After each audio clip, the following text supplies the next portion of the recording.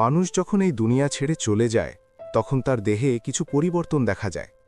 অনেকেই লক্ষ্য করেন মৃত ব্যক্তির চোখের পাতা পুরোপুরি বন্ধ থাকে না, কখনো খোলা বা আধ খোলা থাকে। এটা কেন হয়?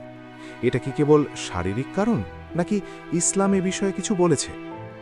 হাদিসে এসেছে, সহি মুসলিমে বর্ণিত আছে, রাসূলুল্লাহ সাল্লাল্লাহু আলাইহি ওয়াসাল্লাম যখন সাহাবী আবু সালামা রাদিয়াল্লাহু আনহু মৃত্যুবরণ করেন তখন তিনি তার চোখ খোলা দেখতে পান। তখন নবী সাল্লাল্লাহু আলাইহি ওয়াসাল্লাম তার চোখ বন্ধ করে দিয়ে বলেন, নিশ্চয়ই যখন রূহ কবজ করা হয় তখন দৃষ্টিই তার অনুসরণ করে। সহি মুসলিম, হাদিস নং 920। এই হাদিসের ব্যাখ্যা কি?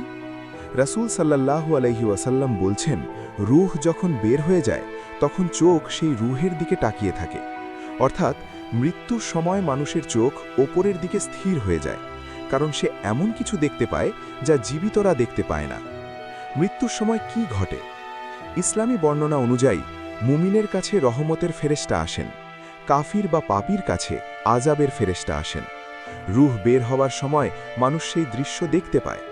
এ বিষয়ে কোরআনে আল্লাহ বলেন, যখন তাদের কারো কাছে মৃত্যু আসে তখন আমাদের ফেরেশতারা তার রূহ কবজ করে।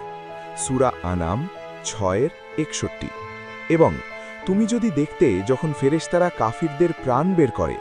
সূরা আনফাল 8:50। চোখ খোলা থাকার কারণ কি? 1. রূহকে অনুসরণ করে দৃষ্টি।